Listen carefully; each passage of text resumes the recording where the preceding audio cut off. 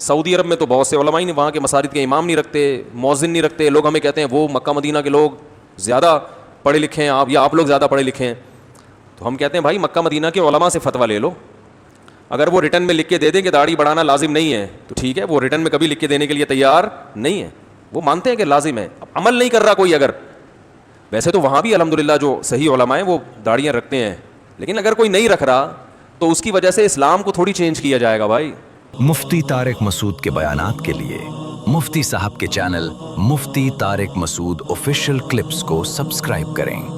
Manners کا لفظ یہ گوروں میں آیا کہاں سے پتہ ہے آپ کو؟ لفظ تو جہاں سے بھی آیا ہو، مینرز کا جو اتنا انہوں نے ہوا بنایا ہے کہ مینرز یہ ہوا کیا ہے؟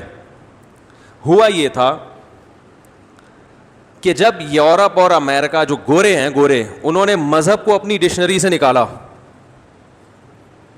تو مینرز کہاں چلے گئے؟ بولو نا بھائی، ارے بولو، اپنے منہ سے بولو، زور سے بولے نا. تیل لینے ہیں، زبردست بات کی. کیونکہ انسان دوسرے انسان کا خیال کرتا تھا کس کے کہنے سے؟ اللہ کے. بھائی اللہ کا حکم ہے اپنے سامنے سے کھاؤ، یہ کس نے سکھایا؟ اللہ نے سکھایا. حدیث میں آتا ہے کل مما یلیک، اپنے سامنے سے کھاؤ، صرف اپنا کھاؤ، دوسرے کا نہ کھاؤ. نبی صلی اللہ علیہ وسلم نے فرمایا جب ایک پلیٹ میں کچھ کھجوریں ہوں اور سب شریک ہوں تو ایک آدمی ایک وقت میں ایک سے زیادہ کھجور نہ اٹھائے. بھائی سب کا خیال کرو. آج میں مٹھی بھر کے اٹھا گیا، آخر میں گٹلیاں جمع کر کے سائڈ پہ رکھ دی تو 2 مٹھیوں میں آپ کا کام ہو گیا اور اگلا. تو اتنی چیزیں جب سکھائی ہیں تو ظاہر ہے جو آدمی کھجور کھانے میں، مونگ پھلی کھانے میں اس کا خیال کرے گا کہ میں زیادہ نہ کھا لوں تو وہ جائیدادیں کھائے گا. بولو نا بھائی، وہ جائیدادیں کھائے گا. وہ کیسے کھائے گا؟ وہ کہے گا چلغوزہ کھانا میرے لیے حلال نہیں ہے اپنی حیثیت سے زیادہ، اپنے حق سے زیادہ، تو میں جائیدادیں کہاں سے کھاؤں گا؟ یہ ساری چیزیں اسلام نے سکھائیں اور اسلام سے پہلے عیسائیت نے سکھائیں. عیسائیت مسخ ہو گئی، یہودیت مسخ ہو گئی، لیکن جو پیغمبروں کی بیسک تعلیمات تھیں وہ تو بہرحال موجود تھی نا.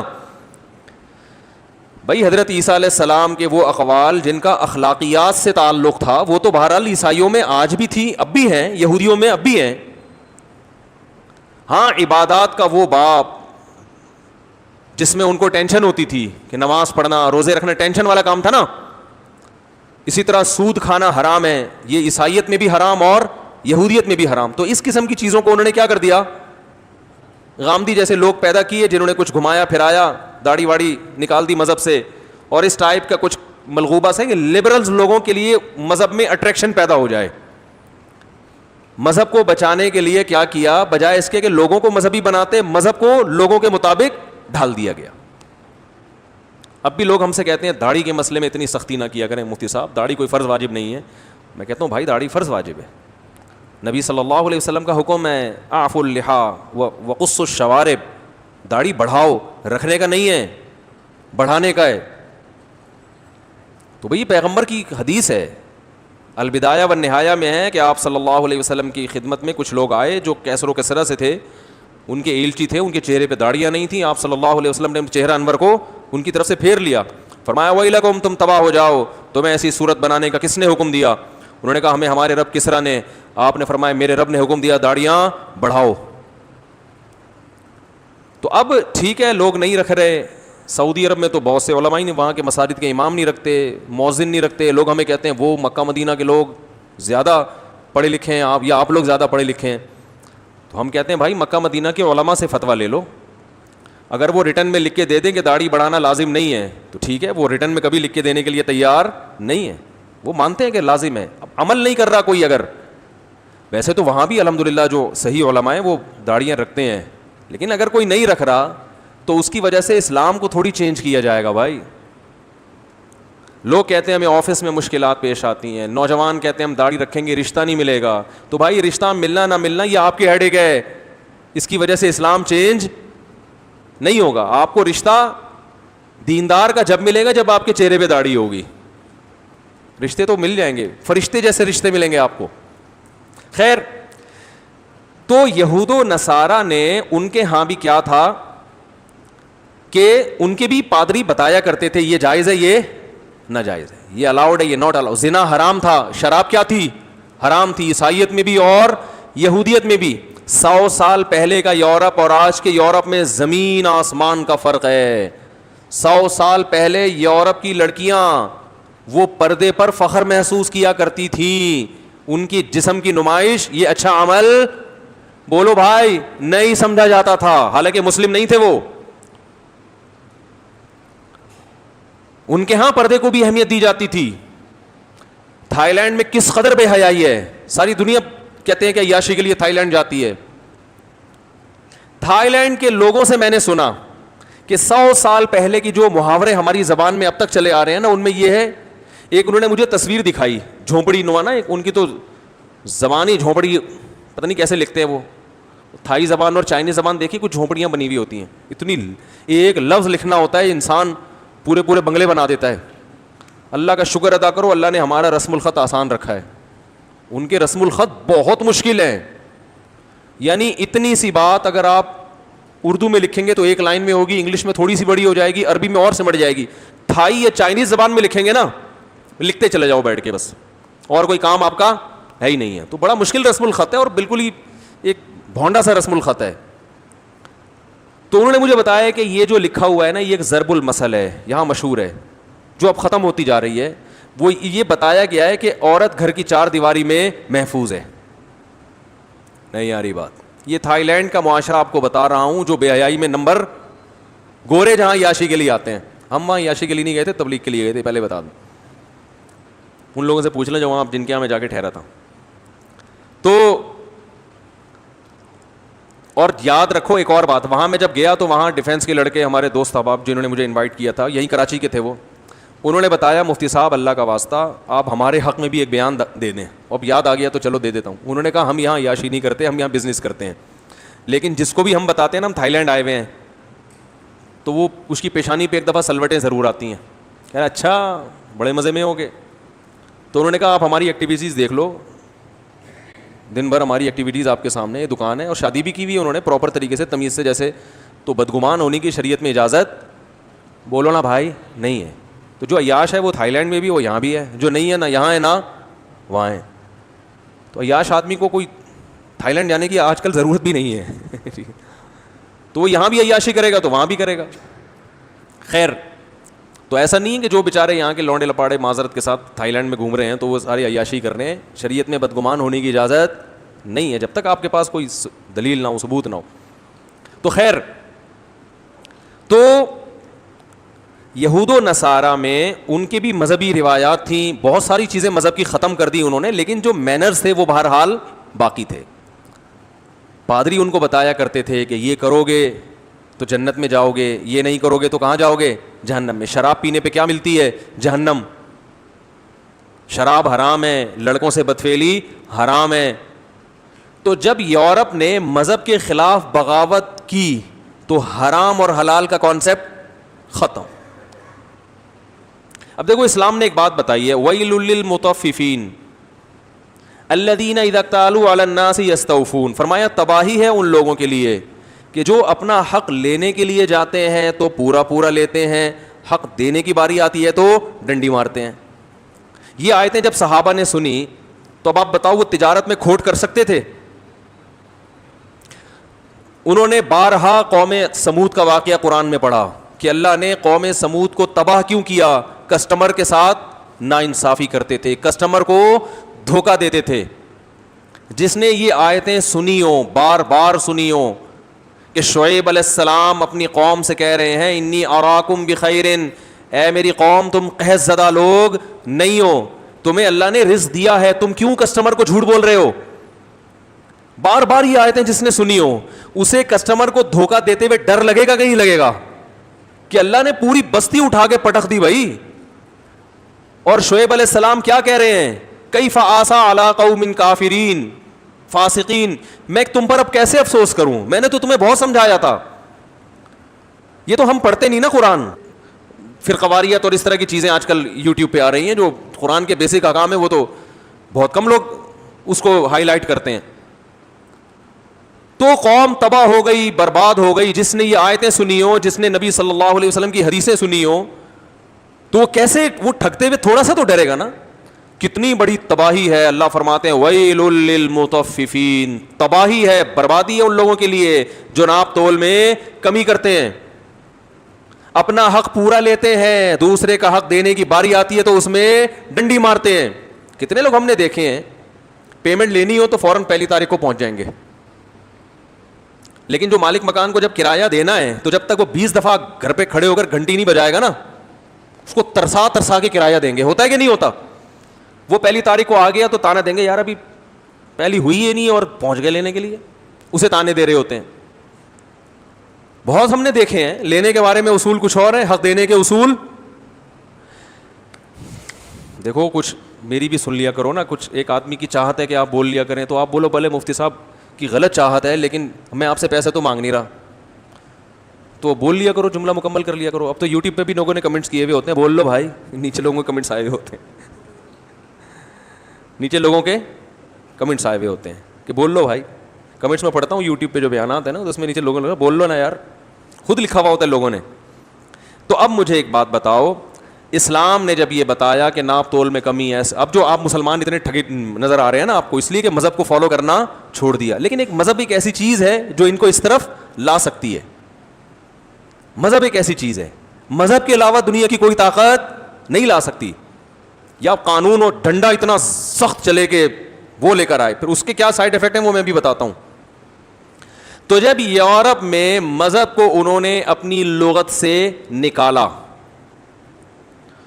تو کرپشن اسپیڈ کے ساتھ پھیلنا شروع, کیونکہ جو عیسیٰ علیہ السلام کی, موسیٰ علیہ السلام کی تعلیمات تھیں, مذہب کو نکالا کیوں؟ لبرل لوگوں کی راہ میں, عیاشی میں سب سے بڑی رکاوٹ کیا تھا؟ مذہب.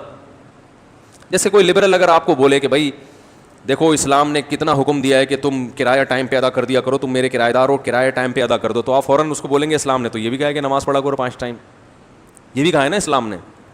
جیسے خاتون نے اپنے میاں سے کہا, صبح صبح اٹھایا, بولا کہ بھائی وہ اسلام یہ کہتا ہے کہ صبح اٹھ کے فجر کی نماز پابندی سے, وہ کہیں خرچہ ورچہ مانگ رہی تھی, دے نہیں رہا تھا, تو اس نے کہا دیکھو اسلام یہ کہتا ہے کہ شوہر پہ لازم ہے کہ بیوی کو ٹائم پہ خرچہ دے دیا کرے, جو بھی ضروری خرچہ ہے. تو اس نے کہا اسلام تو یہ بھی کہتا ہے کہ مجھے 4 شادیوں کی اجازت ہے. تو اس نے کہا بس آپ خرچہ تھوڑا سا ڈیلے کر دیں, کوئی اتنا بڑا مسئلہ نہیں ہے, وہ میں برداشت کر لوں گی, 4 شادیاں برداشت نہیں کر سکتے, اگلے مہینے دے دیے گا. انڈے جو اس دفعہ میں نے منگوائے تھے نا, تو ان کے پیسے اگلے مہینے دے دیے گا, کوئی مسئلہ نہیں, ابھی میں اپنی امی سے لے کے انڈے منگوا لیتی ہوں. تو مسئلہ اب یہ ہوتا ہے, ہمارے حکمرانوں کے ساتھ بھی یہی مسئلہ ہے. یہ اسلام اگر لانا بھی چاہتے ہیں نا, تو ان میں یہ ہوتا ہے کہ یار اگر ہم اسلام لے آئیں اور ملک سے کرپشن ختم ہو جائے, چور کا ہاتھ کاٹنا شروع کر دیں, یہ کر دیں, وہ کر دیں, تو پھر اسلام تو شراب پہ بھی پابندی لگاتا ہے اور چور کا ہاتھ کاٹنے کا حکم دیتا ہے, تو اس کا مطلب آپ سمجھتے ہیں, جب چور کا ہاتھ کاٹنے کا حکم دے رہا ہے اسلام, تو ہاتھ کاٹنے کا مطلب پھر کیا ہوا؟ ایک دفعہ کسی نے کہا چور کا ہاتھ کاٹنے والی سزا ہم نافذ کر دیں تو آدھا ملک تو ٹنڈا ہو جائے گا. آدھا ملک ٹنڈا نہیں ہوگا, آدھی اسمبلی ٹنڈی ہو جائے گی. صحیح ہے نا, یہ ذہن میں رکھیں. ملک اتنے سارے لوگ چور نہیں ہیں الحمدللہ, ابھی بھی خیر غالب ہے. آدھی اسمبلی کیا ہو جائے گی, اس کا خطرہ ہے کہ وہ لنجے اور ٹنڈے ہو جائیں, اللہ بچائے سب کو. شراب پر اسمبلی میں بحث ہو رہی ہے, کیسے بل پاس ہوگا بھائی جب اس میں شراب پینے والے موجود ہیں, کیسے پاس ہوگا بل؟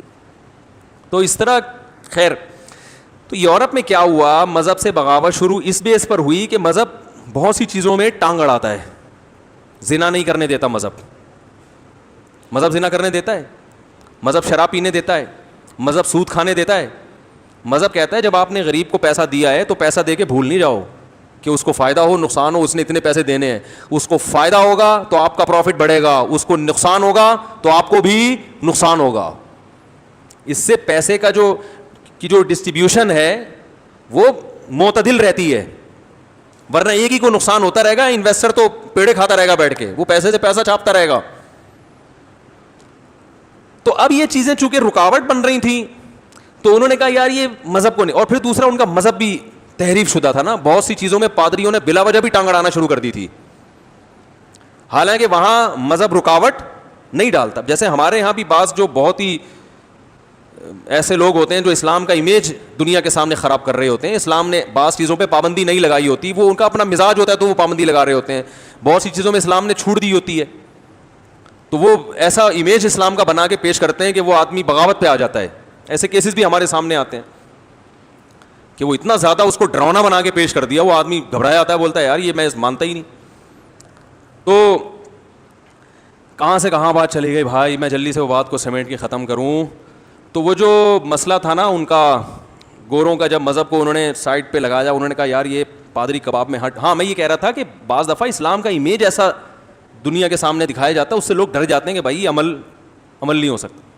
ایک صاحب نے کہا کہ میں ملٹی نیشنل کمپنی میں جاب کے لیے گیا انٹرویو دینے کے لیے, تو خاتون انٹرویو لے رہی تھی, تو ہم نے سنا ہوا تھا نظریں نیچی رکھنی چاہیے, تو نظر اٹھائی نہیں, تو وہ اس نے فیل کر دیا نا کہ اس کو بات کرنے کا ایٹیٹیوڈ نہیں ہے, مینرز نہیں ہے. تو کہنے لگے میں نے وہ بدنظری کے خلاف بیانات اتنے سنے تھے. تو میں نے کہا دیکھو جوان عورت کو دیکھنا کوئی اچھے لوگوں کا کام نہیں ہے, لیکن آپ وہاں لڑکی دیکھنے تھوڑی گئے تھے سمجھ رہے ہیں, وہ لڑکی دیکھنے تھوڑی گئے تھے, آپ وہاں انٹرویو دینے کے لیے گئے تھے. تو انٹرویو میں تو یہ ہوتا ہے کہ سامنے بات کی جاتی ہے, تو دل کی حفاظت کرتے, بہن سمجھتے اس کو, انٹی تو سمجھتے لیکن کہتے نہیں, ورنہ وہ ہمیشہ کے لیے فیل کر دیتی ہے آپ کو. تو یہ گنجائش ہے. میں نے کہا بھائی مجبوری کے حکام, اب ایک آدمی وہ زیور بیچ رہا ہے, جیولری کی دکان ہے, وہ انٹی کو دیکھ ہی نہیں رہا, تو انٹی تو ہاتھ صاف کر کے بعد میں کیمرے میں دیکھ رہا ہے, تو کیمرے میں بھی تو دیکھے گا ہی نا انٹی کو. تو بہت سی انٹیاں وہ کیا کرتی ہیں, دکاندار دیکھ نہیں رہا تو ادھر سے چیزیں صاف ہو رہی ہیں ان کی. تو میں نے کہا تاڑ کے دیکھنا یا غلط نیت سے دیکھنا بری حرکت ہے, لیکن جہاں ضرورت ہوگی تو وہاں دیکھنے کی شریعت نے گنجائش دی ہے, اجازت دی ہے, وہ اس میں حرج نہیں ہے. لیکن وہی بات ہے, یہ باتیں کہتے ہوئے ڈر بھی لگتا ہے کہ لوگ اس سے ناجائز فائدہ نہ اٹھانا شروع کر دیں. تو بھائی دیکھو اصل یہی ہے کہ نظر کی حفاظت کرنی ہے. قل للمؤمنین یغضوا من ابصارہم, اللہ فرماتے ہیں مومنین سے کہیں اپنے نظروں کی حفاظت کریں. اس سے کیا ہوگا, ویحفظوا فروجہم, اپنی شرمگاہیں بھی ان کی محفوظ رہیں گی. جتنے بھی بڑے بڑے گناہ ہیں ان کی ابتدا کہاں سے شروع ہوتی ہے, بد نظری سے. جس نے یہیں بریک لگا لی وہ آگے گناہوں سے بچ جائے گا, اور جس نے یہاں بریک نہ لگائی وہ آگے بڑے بڑے گناہوں میں پڑتا ہے. تو ان گنجائشوں کا کوئی ناجائز فائدہ نہ اٹھانا شروع کر دے اور حرام کی طرف نہ جانا شروع ہو جائیں. تو اللہ دلوں کے حالات کو جانتا ہے, اس لیے قرآن میں اللہ نے کہہ دیا یعلم خائنۃ الاعین وما تخفی الصدور, اللہ دلوں کی خیانتوں کو بھی جانتا ہے, اور آنکھوں کی خیانت کو بھی جانتا ہے, اور سینوں کے بھیدوں کو بھی جانتا ہے. تو غلط ہی ہوتا ہے, اس کو کبھی صحیح نہیں کہا جا سکتا. تو خیر انہوں نے کیا کیا, اپنی ڈکشنری سے, یہ میں نے بیان شروع کہاں سے کیا تھا, میں وہ آرڈر کے میں حکام کس میں بیان کر رہا تھا, میں جلدی سے سمیٹتا ہوں. وہ تو اللہ تعالیٰ نے, ہاں وہ میں بتا رہا تھا, گوروں نے جب مذہب کو نکالا نا, پادریوں کو بھی سائڈ پہ لگا دیا. دو وجہ سے, ایک تو یہ کہ مذہب بہت سی چیزوں میں عیاشیوں میں رکاوٹ بن رہا تھا, دوسرا یہ کہ وہ ظاہر ہے وہ مذہب کا انہوں نے اتنا بھیانک امیج بنایا ہوا تھا کہ وہ ویسے ہی فالو کرنے کے قابل تھا نہیں, وہ بہت خطرناک تھا. جیسے ہمارے بعض لوگ مذہب کو اتنا ڈراؤنا بنا کے پیش کرتے ہیں کہ انسان کہتا ہے معاشرے میں, اب جس کو یہ بتا دیا ملٹی نیشنل کمپنی میں جو خاتون بیٹھ کو دیکھنا ہی جائز نہیں ہے, تو وہ تو بیچارہ 2-4 انٹرویو میں فیل ہوا, وہ تو پھر گیا نا کام سے, وہ تو پھر وہ کچھ کر ہی نہیں سکے گا. نتیجہ بغاوت کی صورت میں ظاہر ہوتا ہے. وہ کہہ رہے جب مذہب کو فالو کرنا ممکن ہی نہیں ہے تو جتنا فالو کر رہا ہوں اسے بھی چھوڑ دو.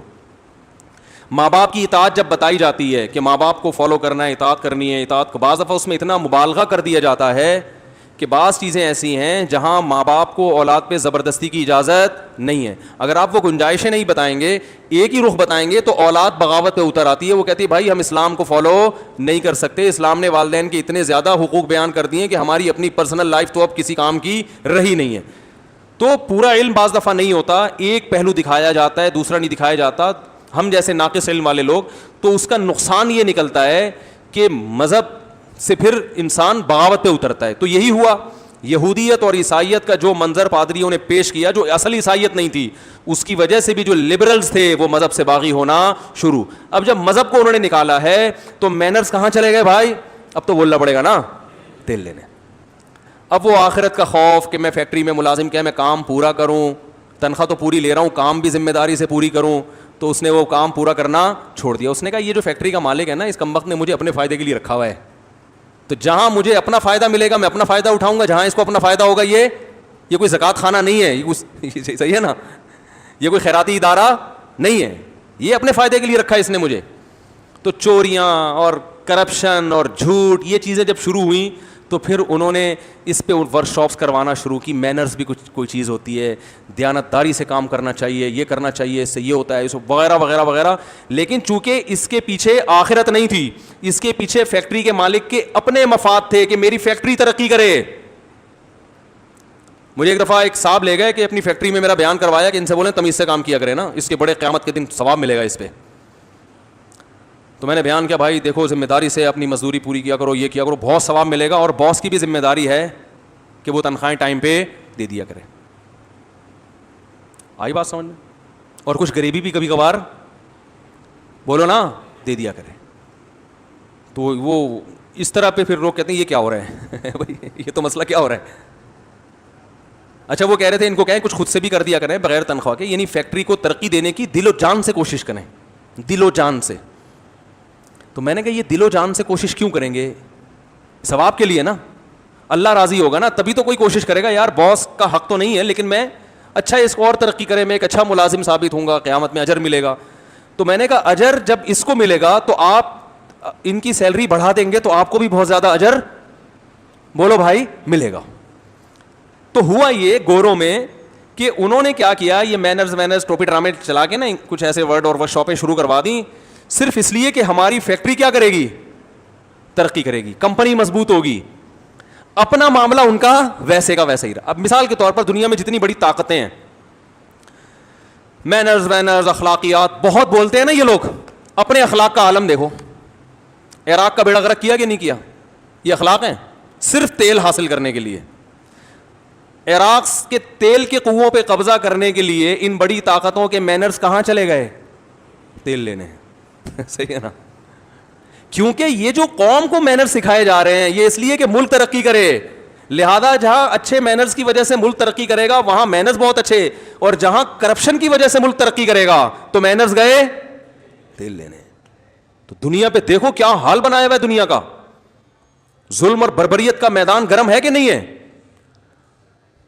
پوری دنیا سے خون چوسا جا رہا ہے. کتنے بچے عراق میں ان کا حالت دیکھو, بیچاروں کو بھوکے مر رہے ہیں, کوئی پوچھنے والا ہے؟ شام میں دیکھو کیا ہو رہا ہے, اور افغانستان میں دیکھو کب سے جنگ چھڑی ہوئی ہے.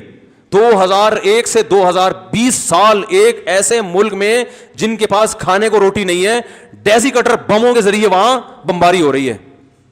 تو مینرز ہیں یہ. تھینک یو کرنے سے کیا ہوتا ہے بھائی؟ ہر بات کے شروع میں تھینک یو, ہر بات کے آخر میں تھینک یو, کیونکہ یہ کیا ہے؟ مینرز ہیں. یہ کیسے مینرز ہیں یار کہ میں جب آپ سے بات کرتا ہوں تو اتنا اچھا اتنا میٹھا تھینک یو اور پلیز پلیز, کوئی بھی آرڈر دینے سے پہلے 3 دفعہ پلیز کا لفظ لگاؤں گا تاکہ آپ مجھے جلاد نہ سمجھیں. اور جب موقع ملتا ہے مجھے پیسوں کی ضرورت ہے تو بندوق رکھ کے آپ کا بٹوا نکالا میں نے, اور بٹوے سے پیسے نکال کے جیب میں رکھے اور تھینک یو کہہ کے آپ کو بٹوا واپس کر دیا. تو یہ کون سے مینرز ہے بھائی؟ تو جب مذہب نہیں ہوتا تو مینرز کا لیبل ہوتا ہے, حقیقت نہیں ہوتی. اب آپ دیکھو اٹلی پہ جب حالات آئے نا ابھی کورونا کی وجہ سے, بھائی ریکارڈ ہو رہا ہے, اٹلی پہ جب حالات آئے ہیں نا کورونا کی وجہ سے, تو اس طرح کی خبریں بھی آ رہی ہیں کہ اٹلی یہ کہہ رہا ہے کہ جیسے ہی ہمارے حالات ٹھیک ہوئے ہم یورپ سے الحاق ختم کر دیں گے. اس طرح کی خبریں آ رہی ہیں. کیوں؟ کہ اس موقع پہ یورپ, باقی یورپ کو جتنا ہمارا ساتھ دینا چاہیے تھا, جو مینرز پہ ورک شاپس کرا کے آدھے ہو گئے ہیں, تو انہوں نے ان مینرز کا خیال بولا نا بھائی نہیں کیا, افراتفری میں. تو مینرز میں آپ کو بتا رہا ہوں فیکٹریوں کے مالکان کے, کمپنیوں کے مالکان کے کیا ہوتے ہیں. مزدور ہلاک ہو جائے نا, مزدور جیسے کسی ایسے کام پہ لگایا کہ وہ کرنٹ لگ کے مر گیا, تو کیس ہی جھوٹا بنتا ہے. ٹھیک ہے نا, بجائے اس کے کہ یہ کہیں کہ 10 سال اس نے ہمارے ساتھ کام کیا, ہم اب اس کے کچھ لواحقین کی مدد کریں, کچھ اس کے ساتھ مدد کریں. وہ ہوتا کیا ہے عام طور پہ کہ ہماری فیکٹری میں ہلاک نہیں ہوا ہے. یہ تو وقت پورا ہو گیا تو اس کی بہت ساری مثالیں ہیں, میں جلدی سے بات سمیٹوں بس آدھا منٹ کے اندر. تو میں یہ عرض کر رہا تھا کہ اللہ تعالیٰ کے جو احکامات ہیں نا, اللہ نے جو ہمیں آرڈرز دیے ہیں, اللہ نے جو ہمیں احکامات دیے ہیں, وہ جلاد بن کے نہیں دیے. ہر حکم میں اللہ بسا اوقات حکمتیں بیان کرتے ہیں. جو میں نے آیت پڑھی, فرمایا کہ اللہ پہ اعتماد کرو, توکل کرو, اس کا فائدہ یہ ہوگا اللہ تمہیں کافی ہو جائے گا. وَيَرْزُقْهُ مِنْ حَيْثُ لَا يَحْتَسِبُ, تمہیں ایسی جگہ سے روزی دے گا جہاں سے تمہارا گمان نہیں ہوگا.